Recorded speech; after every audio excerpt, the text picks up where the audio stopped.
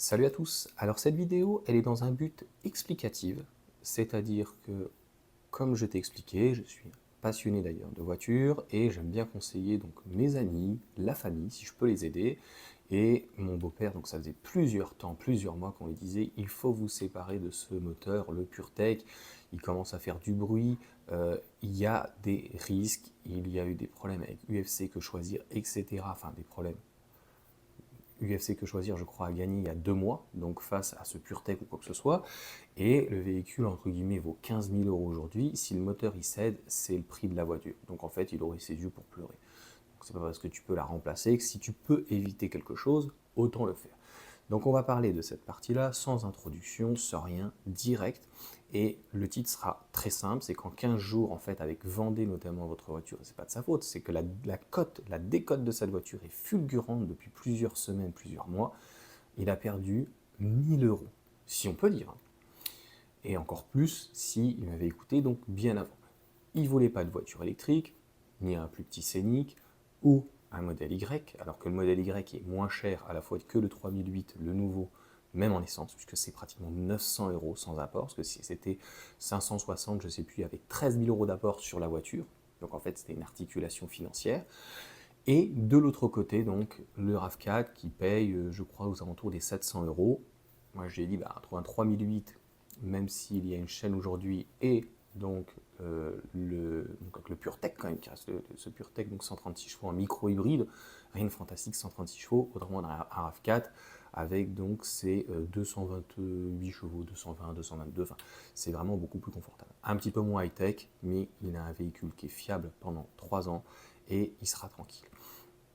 Le problème à toutes les personnes aujourd'hui qui ont des PureTech, là ça devient très compliqué. C'est pas une vidéo donc qui est sponsorisée, mais je peux te conseiller vraiment vendez votre voiture.com. Ils sont vraiment top top top. Moi j'avais vendu ma SLK comme ça.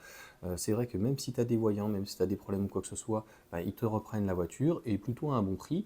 Le RAV4 Toyota reprenait par exemple le 3008 de mon beau-père 7000 euros. Elle me dit non, c'est une merde, pas possible ce véhicule. Nous, avant un marchand, on ne se prend pas les responsabilités, donc on saigne là-dessus sur la décote le client, c'est juste pas possible.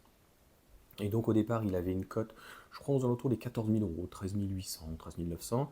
À un moment donné, une semaine après, le temps qu'il réagisse 15 jours, bah, c'était 13 400. Et puis le temps qu'il passe commande, et tu sais, tu as une validation du prix quelques jours et on te laisse le temps donc de pouvoir le valider.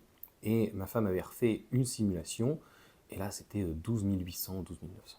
Bref, elle avait validé donc les 13 400 je crois, et quand on est arrivé donc pour donner la voiture, c'est-à-dire hier, en finale samedi, parce que j'enregistre finalement dimanche, eh bien ça avait déjà encore baissé de 400-500 euros. Qu'est-ce que tu veux dire? De toute façon, on a un véhicule, il a bien compris, il a commencé à sentir, à s'inquiéter, voilà, un airbag qui commence à faire des siennes, il s'allume, il se renlève, la voiture qui saccade un petit peu ou quoi, alors que franchement, toujours entretenu, 10 000 km à peu près par an, donc un véhicule, si tu veux, qui n'est pas négligé, qui dort dans un garage, mais pour autant, ben, voilà, l'organe principal, le moteur, et aussi la boîte EAT6, a priori, qui est beaucoup moins bien que la boîte 8. Donc, il y avait, voilà, il y avait clairement pas à réfléchir, en tout cas là-dessus. Encore une fois, la vidéo, donc, bah, c'est pour pouvoir aider les personnes et qui se rendent compte que aussi le marché de l'occasion qui avait refait et repris un rebond est en train enfin de se tasser. C'est tout à fait normal. Il y a eu un effet comme la prime à la casse, je crois que c'était en 2005. Il y avait déjà cette prime à la casse, mais c'était 1000 euros. Là, il y a quand même des primes de pratiquement 2005, 4 000 ou 6, jusqu'à 6-7 000 euros si tu fais reprendre ta voiture sous condition pour un véhicule électrique. À un moment donné, c'était même pour l'hybride rechargeable, c'était pour beaucoup de choses, hein, je crois. Donc en gros, bah, toutes les voitures qui avaient un petit prix, eh bien, clairement, étaient parties donc, à la case. Et donc obligatoirement, ça a fait monter toutes les petites voitures à petit prix. Ça fait monter aussi les plus gros véhicules, puisque je crois que l'année dernière, on était aux alentours des 20 000 euros pour un 3008 qui a quand même 5-6 ans, pour un véhicule qui valait 35 000. Normalement, c'est pas ce prix-là, c'est divisé pratiquement par 3, 6 ans, pratiquement. Donc voilà, je pense avoir tout dit. Je te laisse donc aucune info sur vendezvoiture.com, mais en tout cas, tu peux y aller vraiment les yeux fermés. Moi, je te dis, ça fait la deuxième fois, j'en suis hyper content, ça se fait très rapidement, et au moins, tu as la conscience tranquille. Pourquoi aussi? Parce qu'ils prennent leurs responsabilités, c'est vendu à un professionnel et ils ne peuvent pas revenir vers toi. Le but n'est pas de vendre une merguez, mais si par exemple le PureTech, t'es pas dedans, dans 6 mois, il lâche, en fait, c'est vice caché. Alors qu'en fait, tu n'étais même pas au courant. Et tout le monde aujourd'hui a des protections juridiques, et on ne sait pas comment ça peut se passer demain à l'amiable ou avec un juge ou quoi. Donc des fois, il faut mieux pas trop prendre de risques à 2-3 000 euros. C'est pour ça d'ailleurs que le modèle Y, j'avais fait une simulation donc avec vendezvotrevoiture.com, mais ils ne font pas Tesla, et ils ne font plus.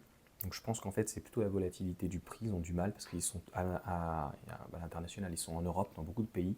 Et le modèle Y, j'étais passé donc dans un portique, je ne sais pas si pour ceux qui suivent se rappellent. Donc pareil, j'avais pas eu de devis, mais ils étaient entre guillemets un petit peu plus hypocrites. Ils m'ont dit, oh ça marche pas, faudrait réessayer. Alors que finalement, donc il vaut mieux passer par EV Marketing, ce genre de choses, ou je sais plus, il y a des Danois ou quoi que ce soit, qui ont la voiture, ou la vente au particulier, encore une fois, elle est garantie, mais tu sais pas en fait sur qui tu peux tomber si tu tombes sur des emmerdes. Voilà pour cette vidéo, je vous souhaite une bonne journée, une bonne soirée, donc ça dépend à quel moment vous me regardez, et puis je vous dis à ciao, à plus.